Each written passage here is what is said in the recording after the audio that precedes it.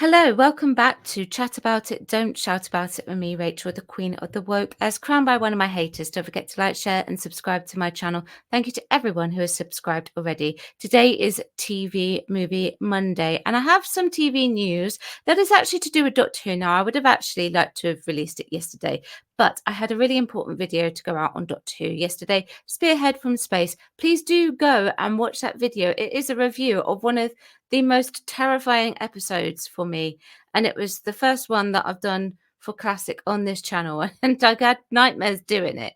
But other than that, ideally I would actually like to keep Doctor Who to a Sunday, even if that means releasing it as a bonus video. I will be back doing The Acolyte next Monday for the review, just because for me that's personally easier. The Acolyte is really difficult for me to watch at the moment because of everything that's been going on with it. So do you remember that episode of Rogue where we had this face appear on our screen? So the one on the left-hand side, Richard E. Grant. Now you have on the right-hand side a doctor. This is an animated doctor from a parallel universe. This is the Shalka Doctor, and it was voiced by Richard E. Grant, and the design obviously was based on him.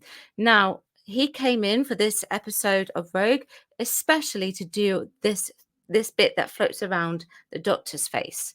That's what he came in specifically to do. Well, Russell T Davies has finally opened up on it. This is from Comic Book TV. Doctor Who showrunner opens up about making Richard E. Grant's Doctor canon. We talked about that many times with co-writers Kate Herron and Bryony Redman, Davis explained. Just fun, a joke. It's funny, it's that simple. I sat here in this office with them and they just thought an unknown doctor. That's what the script said, because we had to work out who to get and how we could get him. He wasn't paid the fee he would have been paid to be a doctor, obviously, and I don't know why you would need to say that, Russell T Davies. He was so up for it and went and did that, especially for us, very last minute, because we weren't sure whether to do it or not, partly because we're busy and there was a lot of extra paperwork just to do that. But as we watched that parade of doctors, we just sat and went, we've got to put an extra one in. We've got to. That's the fun of it. So this doctor is just a joke. Put in something into a sci-fi show for sci-fi fans who are very much out on keeping canon as it is, with a parallel universe doctor from an animated series that's not considered canon, is just asking for trouble. And doing it as a joke, how to sneer at the writer, how to sneer at Richard E. Grant. I mean, that's just what I think. Obviously, Russell T Davies didn't see it as a sneer upon the writer in any way of the actual animated series. I wrote to writer Paul Cornell the night before saying, please watch tomorrow because there's such a treat in store. And he was so delighted, Davies revealed. But it's really nice when you can do things like that. That was a really nice moment between me and Paul. We're old friends going back decades. It was lovely. A little bit of payment there because he created the Ninth Doctor with Shalka, and we completely replaced him with Christopher Eccleston as the Doctor. So how nice all these years later to take a little lean back and sort of say the door's open now thanks to the timeless child, and you can come in and own your Doctor again. Really, it's not just fun, it's a nice thing to do. And I wonder why. There's no way that you would get Christopher Eccleston back, because he won't work with you. Don't you recall what he said? Let's listen. Sack Russell T Davies, sack Jane Tranter, sack Phil Collinson, sack Julie Gardner, and I'll come back. So can you arrange that? Richard E. Grant also did The Curse of Fatal Death, which was a BBC Children in Need special. And a few years after that, he came back and joined the animated franchise Scream of the Shalka. In it, Grant voiced an alternate version of the Ninth Doctor, who has affectionately been dubbed the Shalka Doctor by the fandom in the years since. And the reason why they've done that is because they needed to set it apart, because this Doctor isn't canon. Not in their minds anyway, and certainly not in mine.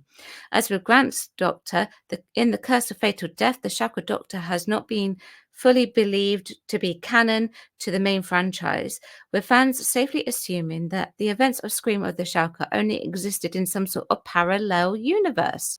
RTD definitely knew what he was doing here. If you put the Shalka Doctor on screen like that, you are going to canonize it. And because it's the Ninth Doctor, you present all sorts of parallel universes.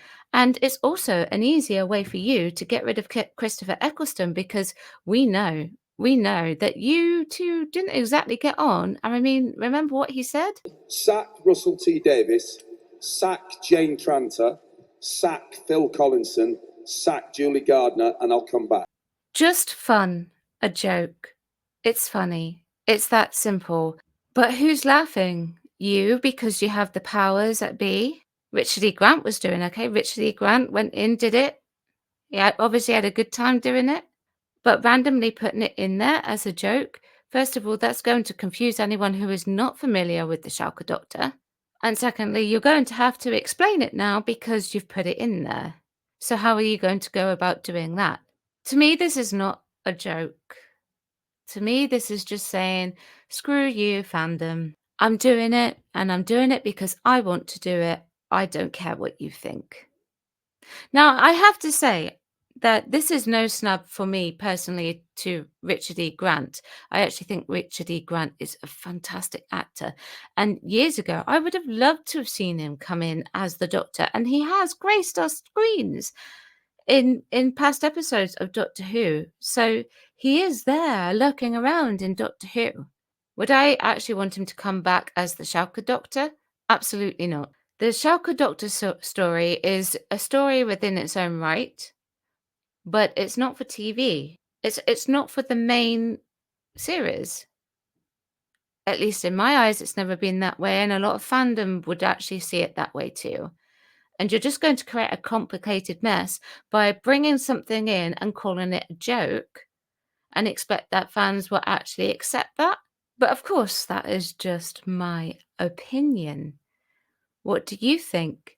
Comment below. Are you happy that the Shalka Doctor has been made canon because it's a joke? Let me know in the comments below. I'll be back tomorrow for TikTok Tuesday, and we'll cover some Acolyte stuff in that video tomorrow as well. Thanks very much for watching. Oh, and Russell T Davies, if you're watching, bye-bye.